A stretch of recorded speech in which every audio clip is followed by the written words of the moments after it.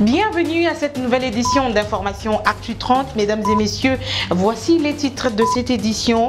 24 août, les membres de la plénière de la CENI délibèrent depuis ce vendredi dans l'avant-midi avant la publication des listes provisoires des candidats présidents de la République et candidats députés nationaux.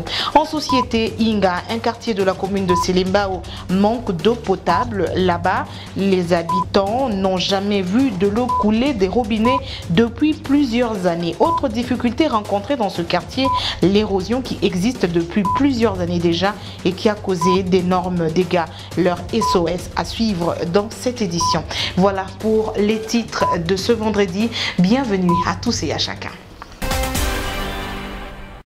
Merci de votre fidélité. Les membres de la plénière de la Commission électorale nationale indépendante procèdent à la délibération des dossiers des candidats présidents de la République et députés nationaux réceptionnés. Au total, 15 660 dossiers pour les législatives nationales, des dossiers qui doivent être examinés contre 25 pour la présidentielle avant la publication des listes provisoires. La liste définitive sera rendue publique le 19 septembre prochain après la notification de la haute cour. Et toujours à la Commission électorale nationale indépendante, vous avez suivi que Michel Okongo déclarait il y a quelques jours s'être retiré du processus électoral. La Commission électorale nationale indépendante, dans un communiqué de presse publié le 23 août dernier, se dit indignée en lisant le communiqué publié par Michel Okoko, président du parti politique Unité des valeurs. Le communiqué de la CENI qualifie les motifs évoqués par Michel Okongo de motifs tendancieux et non fondés. Vu la gravité de ses écrits, la CENI fixe l'opinion. Michel Okongo ne figure nullement sur la liste de 25 candidats retenus par la Commission électorale nationale indépendante, des candidats présidents de la République qui ont déposé leur dossier au niveau du BRTC. La déclaration de retrait de M. Okongo n'est qu'un stratagème mis en œuvre dans le but de jeter le discrédit sur le processus électoral. La CENI exprime ainsi sa désapprobation face à cette entreprise de manipulation de l'opinion et se réserve le droit d'en tirer toutes les conséquences que de droit contre son auteur. Ce communiqué est signé Jean-Pierre Kalamba, rapporteur de la centrale électorale. Le comité de laïcs de coordination appelle à l'implication de la communauté internationale en vue d'obtenir une inclusivité sur la participation de tous les acteurs congolais au processus électoral. Dans une déclaration, dans une correspondance adressée au secrétaire général des Nations Unies, le CLC se dit ne pas rassurer de la transparence du processus électoral. Suivez ce commentaire de Orman Bola. Dans cette correspondance adressée au secrétaire général des Nations Unies, les comités laïcs de coordination félicite la communauté internationale pour son engagement auprès du peuple congolais, soutenir la tenue des élections démocratiques conformément à la constitution congolaise. Le CLC relève que beaucoup reste à faire, plusieurs questions restent encore pendantes, dit la correspondance, entre autres la violation du principe d'inclusivité, le non-respect du consensus national, l'inféodation de la CENI et de l'appareil judiciaire du pouvoir en place. Le CLC attire l'attention d'Antonio Guterres et celle de la communauté internationale sur les perspectives peu rassurantes en matière d'inclusivité et de crédibilité du processus électoral en RDC.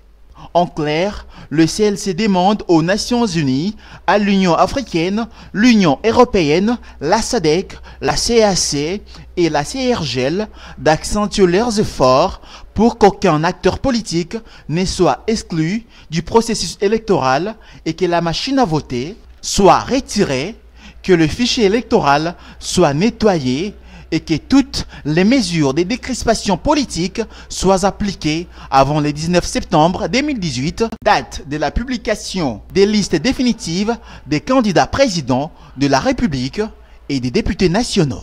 Alors que le CLC et l'opposition refusent l'idée de la machine à voter, certains experts et d'autres voix s'élèvent pour saluer cette innovation dans le processus électoral. C'est le cas du professeur Chrysostome Nkumbi Samba, ancien expert de la francophonie. Il considère la machine à voter comme une grande première en Afrique et que la République démocratique du Congo n'avait pas le droit de rater ce rendez-vous avec l'histoire. À son avis, la décision de la CENI démontre une vision indispensable du 21e siècle qui a le mérite de placer l'apport numérique au cœur du débat. De toute évidence, dit-il, les électeurs congolais à l'horizon 2030 seront les jeunes d'aujourd'hui qui auront atteint l'âge de la maturité en phase avec une technologie nouvelle. C'est donc un excellent choix, conclut le professeur Chrysostome Nkumbi, même si il ne faut pas se dissimuler les difficultés parce qu'il faut déployer les machines sur un territoire qui est 80 fois plus que la Belgique. Et justement, en rapport avec la CENI, le panel des experts a noté avec inquiétude la montée d'un discours qui menace la paix sociale. Dans une déclaration faite ce vendredi, le panel appelle la CENI à œuvrer en toute indépendance et sous l'autorité de la loi, rien que la loi. Orman Bola. Au panel des experts de la société civile, on n'est jure que par des élections qui procurent la paix et non qui engendrent des conflits. Après avoir suivi l'agitation qui s'observe, les panels se réfèrent à la loi et réfixent les uns et les autres. Pour ce faire, les panels des experts de la société civile invitent toutes les parties prenantes au processus électoral de s'approprier celui-ci pour son atterrissage en douceur afin de préserver notre pays du chaos. C'est ainsi que nous exhortons que les exigences légales et morales ci-après puissent être observées en toutes circonstances. L'article 72 de notre Constitution dispose que le candidat à l'élection présidentielle de la République doit posséder la nationalité congolaise, être âgé de 30 ans au moins, jouir de la plénitude de ses droits civils et politiques, ne pas se trouver dans un des cas d'exclusion prévus par la loi électorale à son article 10, tel que modifié en 2011 et en 2017. Cette structure de la société civile formule quelques recommandations à l'endroit des principaux acteurs de ces processus électoraux. À tous les candidats, majorité, opposition et indépendants, de se rappeler que nul n'est au-dessus de la loi. La RDC se veut être un état de droit. En même temps, nous les exhortons à adopter un comportement favorable à la paix. À la CENI, d'œuvrer en toute indépendance et sous l'autorité de la loi, rien que la loi dans le traitement des dossiers des candidats. De poursuivre également sans relâche la mise en œuvre du calendrier électoral afin de permettre à notre pays d'opérer une première alternance pacifique, démocratique, à travers les élections prévues au 23 décembre 2018. À la population congolaise, de demeurer sereine et vigilante face aux manipulations politiciennes en cette période de turbulences politiques. Congolaises et Congolais, en dépit de ces turbulences, restons attachés au cap du 23 décembre 2018, date que nous voulons historique dans les annales de l'histoire de notre pays. Les élections, rien que les élections et pas autre chose. Le Grand Bandundu s'organise déjà pour les élections futures. Ce vendredi, à la foire internationale de Kinshasa, le président de l'Assemblée nationale réunissait les ressortissants du Grand Bandundu. Il a communié avec eux, avec les structures de ceux qui sont du Bandundu. Aubin Minakou a parlé prochaines élections. Il a présenté le candidat du FCC à qui le Grand Bandundu promet le grand soutien pour la victoire électorale.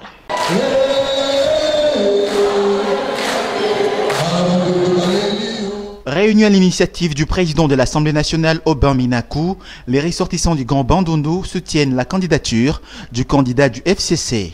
Pas question de perdre du temps, il faut se battre pour faire élire Ramazani Chadari au terme des élections du 23 décembre prochain. Le Grand Bandundu restera discipliné jusqu'au bout. Les jeunes leaders se mettront à l'œuvre lorsque la campagne électorale commencera, la pré-campagne, pour la victoire de notre candidat. Pas de longs discours, les candidats FCC, polyglottes, introduit son mot en Kikongo. Ramazani Chadari n'avait des mots que pour dire merci à Obeminaku et l'assistance pour les soutiens.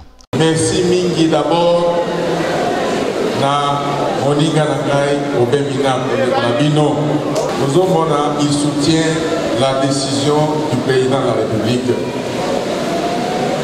Effectivement, mon conseiller à lobby, pour le moment, je ne peux que vous dire merci, merci, merci, Mingi pour le soutien à Bino. Le Grand Bandundu promet un soutien indéfectible au candidat FCC.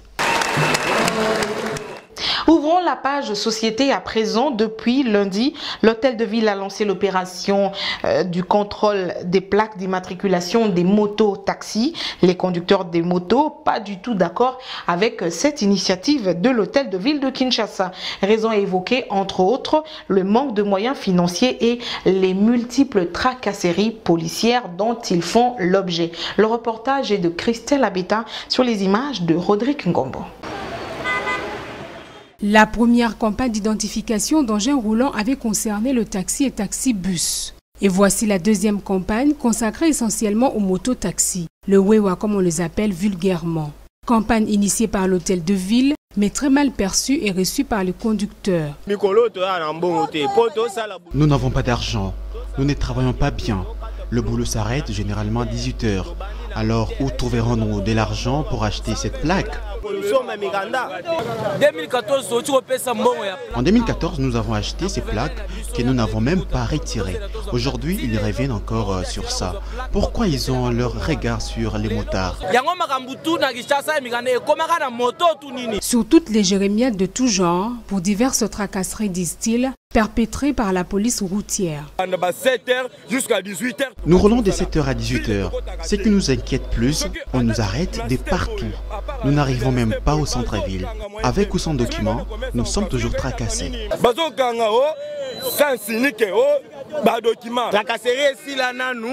Écoutez, les tracasseries routières doivent cesser franchement, qu'on nous laisse la libre circulation. Ainsi, nous allons nous incliner à leurs ordres. Dans leur détresse, le conducteur et propriétaire de taxi-moto demandent l'allègement de la décision de l'autorité urbaine. On va quitter les motocyclistes pour nous rendre dans la commune de Selemba, ou plus précisément au quartier Inga. Là-bas, une érosion menace sérieusement les habitants de ce coin de la capitale. Et à l'approche de Dame la pluie, les habitants lancent leur cri d'alarme au micro d'Actu 30. Reportage Christelle Abeta, Rodrigue Ngombo. Nous sommes dans le quartier Inga, entre les avenues Ilua et Inana, vers la direction Assosa. Libulu Yabaluba ou Ebandeli Assosa, c'est le nom que porte cette érosion qui existe depuis plusieurs années. Les habitants expliquent. Érosion, écoute, boye, yo monde bien, mais n'engue zalaki na kanisa rota lokolote. Grâce à Gogo à Konemta Salapena tout au monde nzela le loba ko mo le kaboye. Tango biso zaki bana mikesu ko comme déjà à 50 ans déjà. Oh c'est loko esalia. Au début de la sauce à musuka babala o. Soko tali awe zaki muluba. Kuna muluba. Kote onyesu mais siko lokwa batu ba panzani ndena bi 50 ans déjà. Libulu Yabaluba a déjà causé d'énormes dégâts. Après, au club, biloko bosomona ngomba mo munene zaka bato bazo carré bato babuta bato bambongo musupe basoda bazoleka bazosala o bango balingo bosala mutakoki ko zoyo eloko godi appareil akiti yo komonete tant yo kolanda dia sa mataki boy na place on peut ba boma papa moi na bomi papa na akundika wana. Se considérant délaissés, La population du quartier Inga relance un appel à l'intention des autorités compétentes pour pallier à cette situation.